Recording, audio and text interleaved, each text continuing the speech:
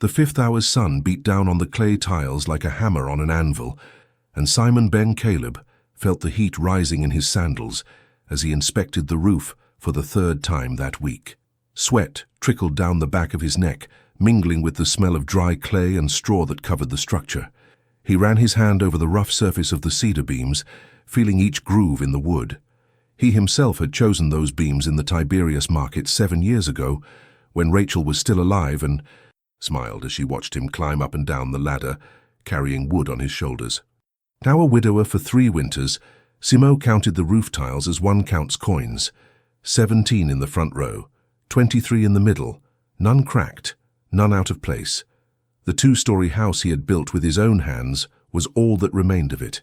Each stone in the walls held the echo of Raquel's voice, asking him to raise the leftmost window to catch the afternoon breeze. Each step of the internal staircase still creaked in the same place where she stepped when she went down to light the Saturday lamp. Simon climbed down from the roof and wiped his hands on the thick linen cloak. The fabric was worn at the edges, but it was from the batch Rachel had woven last winter, before the prolonged fever took her. He couldn't part with it. He kept it in the chest, along with her shawls, her silver earrings, and the only letter she had left, dictated to the scribe when she no longer had the strength to hold the pen. The movement in the street pulled him from his memories. Voices, many voices. Simon frowned and walked to the window overlooking the main street of Capernaum. Dust rose in ochre clouds, kicked up by dozens of bare feet and sandals pounding on the compacted earth. Men, women, children, even merchants closing their stores to follow the crowd, all walking in the same direction, like a river flowing down the hill. He recognized that pattern. He'd seen it 3 times in the last few months. It was the Nazarene, that Jesus, the carpenter's son from Nazareth, who wandered through synagogues and squares doing God knows what. Simon had heard the stories in the marketplace, the whispers on street corners, the heated discussions between the Pharisees and the fishermen by the lake. Some said the man healed with a touch, others that he cast out unclean spirits with words alone. There were those who swore they'd seen a leper with his skin restored, the blemish vanishing like dew in the sun. Simon didn't believe half of it. Itinerant prophets always appeared in Galilee, promising signs and wonders, attracting crowds hungry for cheap hope. Then they left, leaving only dust and disillusionment. What bothered him wasn't the theology, but the mess. The crowds invaded the streets, blocked commerce, and dirtied the entrances of houses. The last time the Nazarene passed through Capernaum, Simon had to sweep donkey dung from the threshold for 2 days. He slammed the window shut, locking the wood in its place. Not today, not in his house, not in his refuge.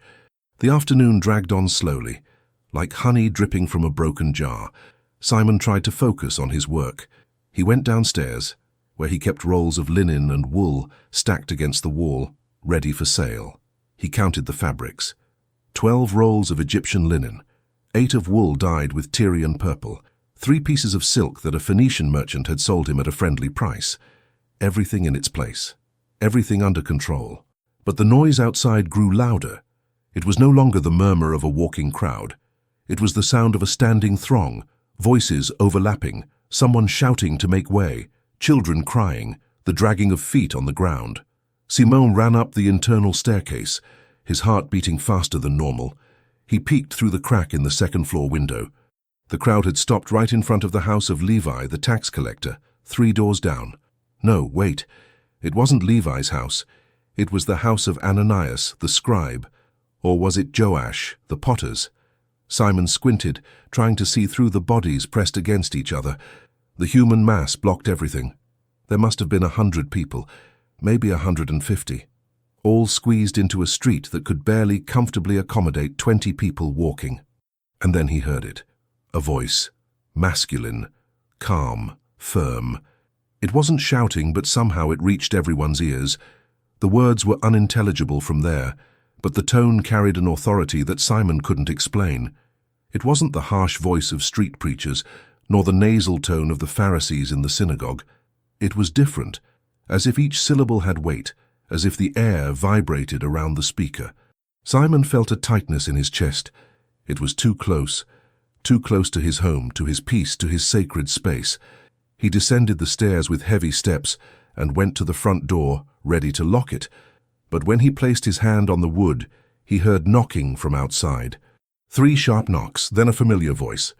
Nathaniel, his cousin, the tanner who lived near the north gate. Simon opened the door just a crack. Nathaniel's sweaty face appeared, his eyes shining with excitement. "Cousin, he's here, right here on our street. You need to come see him." Simon gripped the door tightly. "I don't care, Nathaniel. Whatever it is, I don't care." Nathaniel pushed the door open a little further. "Simon, the man, is teaching at the scribe's house. There are even people hanging out of the windows. They say he's going to perform signs today. Don't you want to at least listen?" "Listen to what? More empty promises? More speeches about the kingdom that never comes?" Nathaniel hesitated, then lowered his voice. "Cousin, I know you still carry Rachel in your heart, but locking yourself in here won't bring her back. Maybe, just maybe, this man has words you need to hear." Simon felt his anger rising like bile. "Don't say her name. Don't use my wife to drag me into this circus." Nathaniel stepped back, his hands raised in surrender. "As you wish, cousin, but the crowd is growing. If I were you, I'd stay alert. Desperate people do thoughtless things." And with that, Nathaniel turned and disappeared into the mass of bodies. Simon slammed the door shut, the wooden bar snapping shut in its socket with a dry crack. He went back upstairs, but now he couldn't concentrate on anything. The noise outside was constant. Voices, coughs, laughter, the shuffling of feet, the crying of babies. And that voice, always that voice, cutting through everything like a sharp blade. He sat on the floor, his back against the wall, hugging his knees. He closed his eyes and tried to remember Rachel's face, but the image was faded, like fabric exposed to the sun for too long. He could only remember the feeling of her fingers intertwined with his last night, when she whispered that she wasn't afraid to leave because she knew God was good. God was good. Rachel believed this until the end. Simon wasn't so sure. A good God wouldn't take away the only person who gave meaning to his existence. A good God wouldn't leave a man alone in a house full of memories that hurt like thorns in his heel. The sound of footsteps on the roof made him open his eyes suddenly. They weren't the footsteps of birds or cats. They were human footsteps, heavy footsteps, more than one pair. Simon jumped to his feet, his blood running cold. He ran to the window and looked up, trying to see the edge of the roof. Nothing, but the footsteps continued, dragging, pulling something. Then he heard muffled voices, urgent, desperate. This way, there's no other way, the door is blocked." Simon felt the world spin. They wouldn't dare. But the sound that followed left no doubt. It was the creaking of wood being forced, the cracking of beams being tested, and then the worst sound of all, the scraping of tiles being removed. They were opening their roof. Simon climbed the outside staircase leading to the roof, his legs trembling with fury. Each stone step seemed to weigh more than the last, not from physical exertion, but from the storm raging in his chest. His fingers gripped the sidewall so tightly that his nails scratched the plaster. The sound of tiles being dragged continued, methodical, relentless, as if his roof were just another surface, disposable, without a history. When his head emerged above the edge, the scene hit him like a punch to the gut.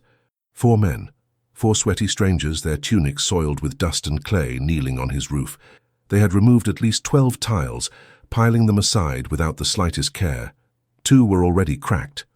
One of the cedar beams, which he himself had polished by hand for 3 whole days, was exposed with bits of dry straw hanging from the edges like torn hairs. And in the midst of them, tied with thick reed ropes, lay a man on an improvised stretcher. A thin man with yellowish skin, his legs twisted at angles that didn't seem natural, his arms as thin as dry branches.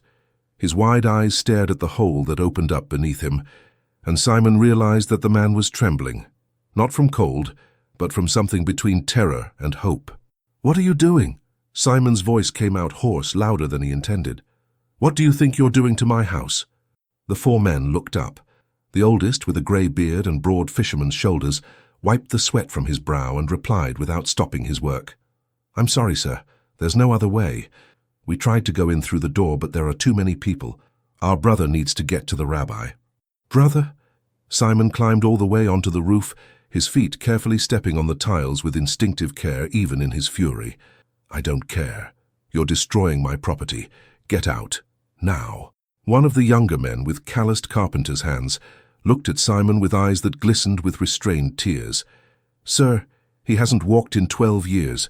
12 years lying in bed depending on the charity of others.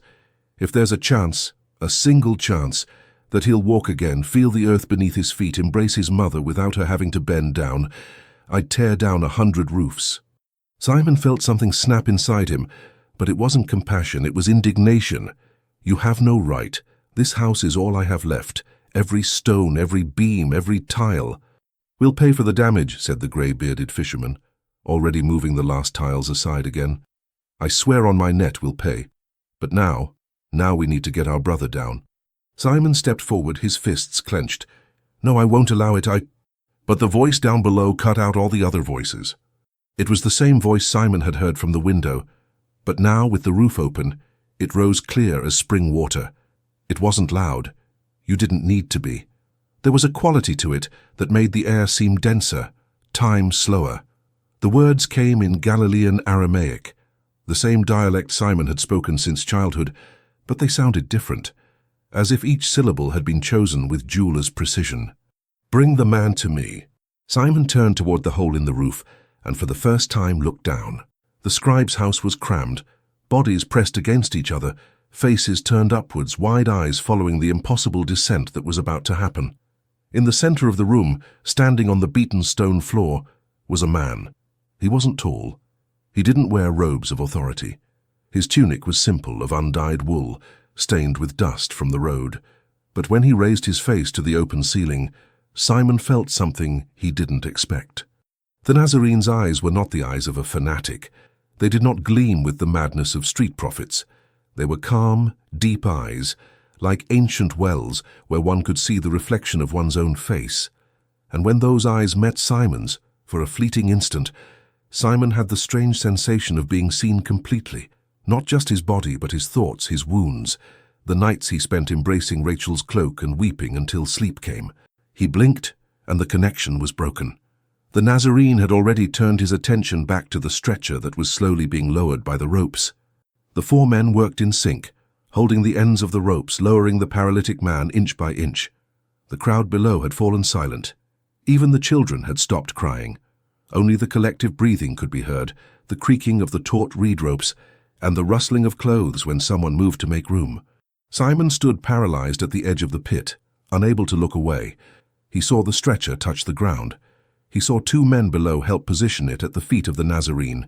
He saw the face of the paralytic, who was now weeping openly, tears streaming down his temples and wetting the straw of the stretcher. The Nazarene knelt down. He was at the eye level of the sick man. And then something happened that Simon would never forget. Absolute silence. It wasn't just the absence of sound. It was as if the world itself had held its breath. The wind that blew from the lake stopped. The birds ceased to sing. Even the dust that floated in the bronze afternoon air seemed suspended, frozen in time. The Nazarene placed his hand on the paralytic's forehead. Simon saw the carpenter's calloused fingers gently rest on the yellowed skin. And then the voice came, low but clear as a silver bell. Son, your sins are forgiven. Simon felt a chill run down his spine. These were not the words he expected. Where was the order for the legs to straighten? Where was the dramatic command for the man to stand and walk? The Nazarene had spoken of sins, of forgiveness, as if the real problem wasn't the twisted legs but something much deeper, something Simon couldn't see but that the paralytic obviously felt. The man on the stretcher sobbed, a sound that came from the depths of his soul, a release of weight carried for so long that it had become part of his identity. His hands trembled, gripping the Nazarene's cloak like a shipwrecked man grips a floating plank. But then other voices rose in the crowd, harsh, cutting voices. Simon recognized the tone. They were the teachers of the law, the scribes who always sat in the front row of the synagogue with their wide phylacteries and long fringes. Who is this who speaks blasphemies? Only God can forgive sins. The Nazarene didn't seem surprised. He turned slowly to the scribes, and Simon saw something change in his face. It wasn't anger. It was something closer to sadness, mixed with unwavering determination. Why do you think evil in your hearts? Which is easier, to say your sins are forgiven or to say rise and walk? No one answered. The question hung in the air like a sharp blade. The Nazarene turned to the paralytic. But so that you may know that the Son of Man has authority on earth to forgive sins. He took the sick man's hand, and then, in a voice that sounded like a command from creation itself, he said, "I tell you, get up, pick up your mat, and go home." What happened next defied any logic, Simon knew. The twisted legs began to move, not abruptly or violently, but like a flower opening at dawn. The knees that hadn't bent for 12 years flexed. The ankles that had been fixed at the wrong angles adjusted. The yellowish skin gained color, as if new blood were being pumped into parched veins. The paralytic blinked, incredulous. He moved one foot, then the other. He took a deep breath, expanding his chest to a depth that Simon had imagined impossible seconds before. And then, supporting himself with his hands on the ground, he stood up. First the knees, then the waist. Finally completely standing, swaying slightly like a child taking their first steps, but standing, alone, without support. Legs supporting the body's weight without trembling, without giving way. The crowd erupted. Shouts, cries, praises, hands raised to the heavens. Some fell to their knees, others embraced those beside them, even strangers. The man who had previously been on the stretcher picked up the straw mat, folded it under his arm as if it weighed nothing, and took his first steps. Simo, up on the roof, felt his legs weaken. He had to hold onto a beam to avoid falling. His hands, the same hands that had clenched into fists minutes before in anger at the destruction of his roof, now trembled uncontrollably. He looked at the 4 men who had dug the hole. They were embracing each other, crying and laughing at the same time, praising God aloud. The grey-bearded fisherman's face was transfigured, his eyes red, but shining with a joy that Simon hadn't seen in anyone since before Rachel left. And then Simon looked again at the Nazarene down below. Jesus, he now knew the name for the crowd shouted it incessantly, stood in the middle of the room watching the healed man walk toward the door. There was no arrogant triumph on his face, no seeking of glory, just profound peace, as if he had done exactly what he was born to do. For a moment, Jesus raised his eyes again to the roof, to the hole, to Simon. And in that second, Simon understood something that made him collapse inside. The tiles could be replaced, the beams repaired, the roof rebuilt. But that man who spent 12 years lying down, dependent, watching life pass by the window without being able to touch it, that man would never have had another chance if Simon had managed to stop the desperate faith of those 4 friends.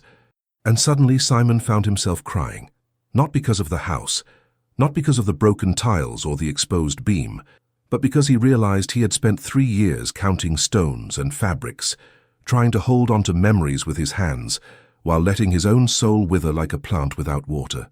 The 4 men began to climb down from the roof one by one, using the outside ladder.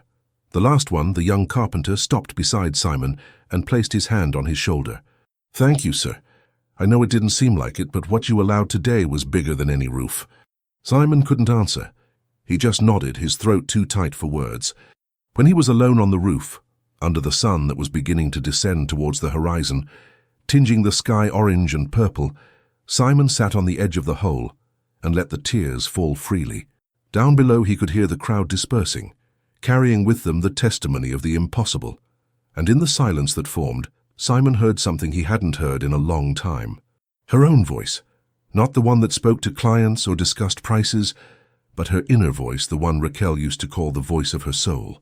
And she whispered a truth he didn't want to hear but needed to.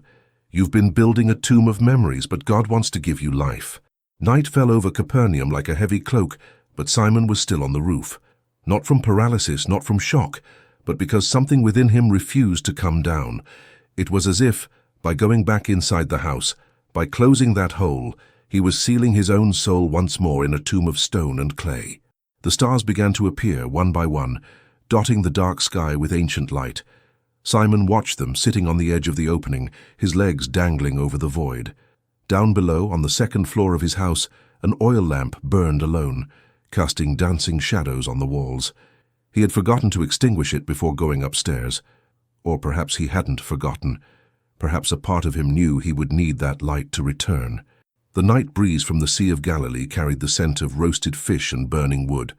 The families of Capernaum dined in their homes, sharing bread and talking about their day. Simon imagined that at every table, in every circle around the fire, the topic was the same. The man who walked, the roof that opened, the Nazarene who forgave sins and healed legs with the same authority. He closed his eyes and relived the scene. The paralytic's face transformed when Jesus said his sins were forgiven.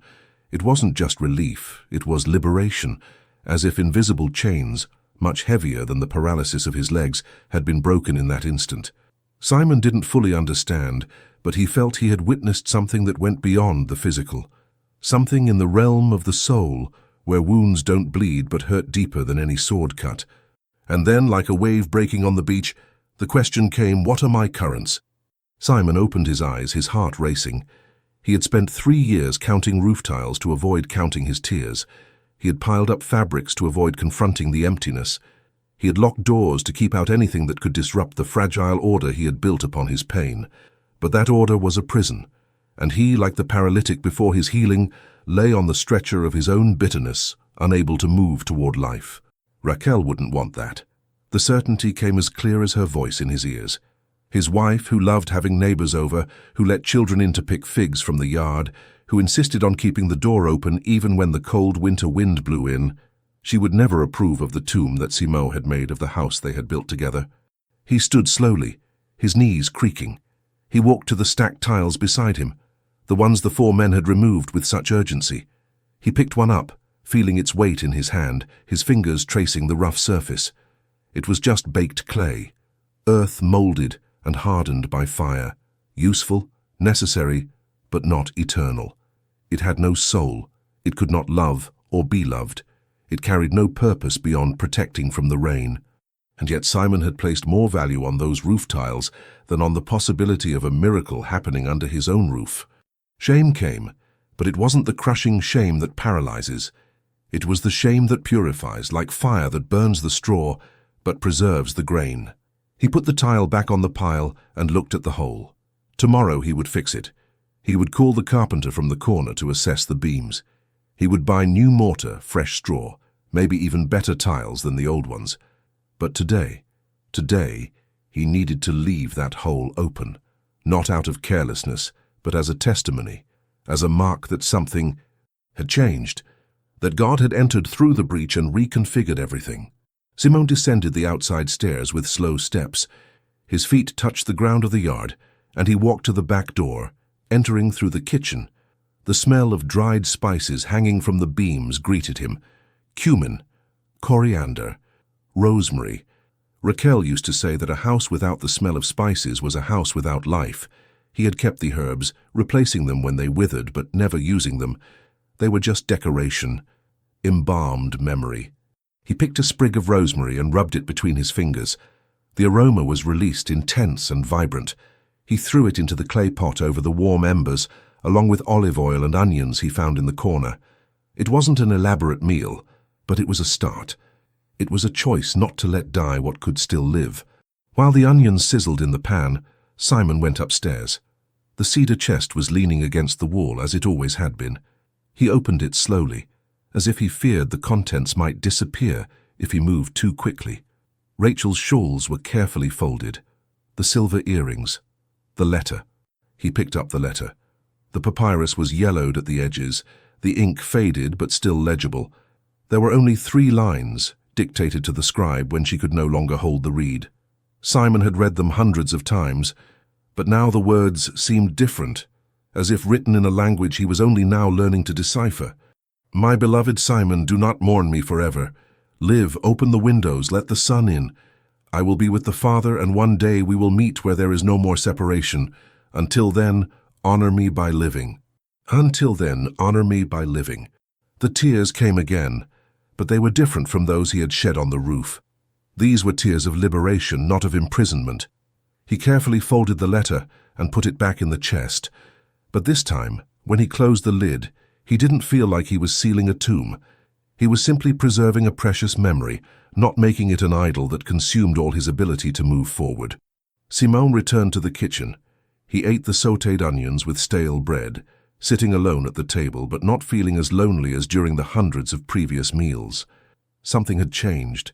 The air inside the house seemed lighter, or perhaps it was his chest that felt less heavy.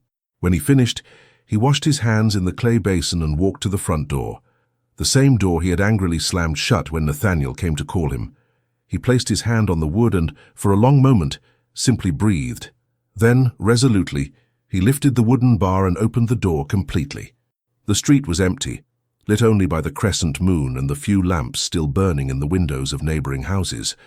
The cool night air drifted in, carrying the scent of damp earth from the dew that was beginning to form. Simon leaned against the doorframe and gazed at the starry sky. For the first time in 3 years, he didn't feel he was betraying Raquel by letting the world in. On the contrary, he felt he was honoring her memory by choosing not to wither away in life while she was already resting in peace. The next day, as the sun rose, painting the lake gold and pink, Simon awoke with a purpose he hadn't felt in a long time.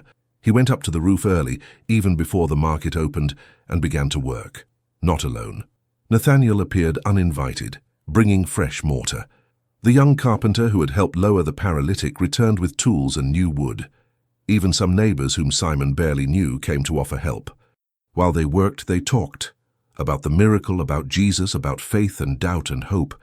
Simon listened more than he spoke, but when he did speak, it was with an honesty that surprised even himself. He told about Rachel, about the pain, about how he had confused preserving memories with refusing to live. The carpenter stopped hammering and looked at him with understanding eyes. "My father passed away when I was 15.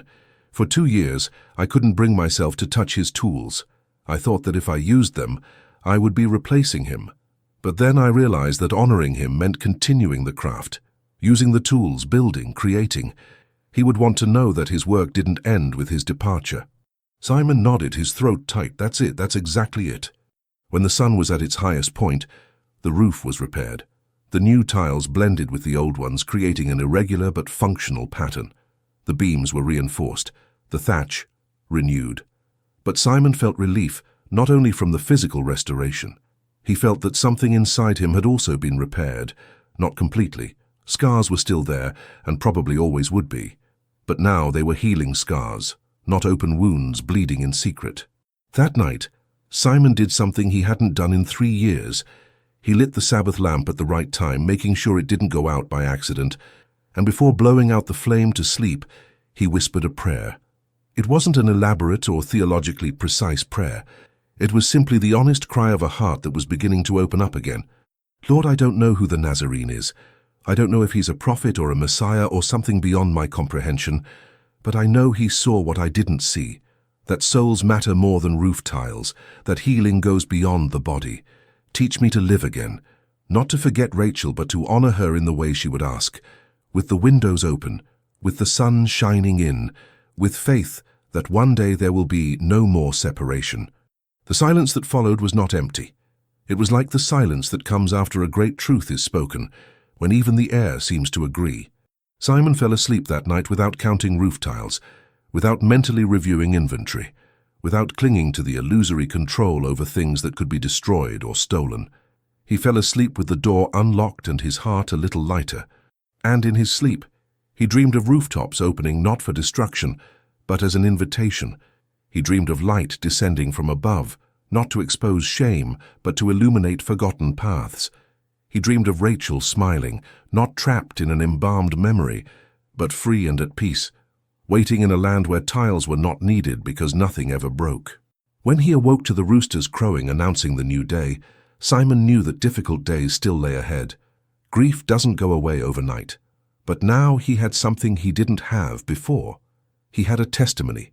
He had seen that God not only mends bodies, but restores souls, and that sometimes the greatest miracle is not making paralytics walk, but making petrified hearts feel again.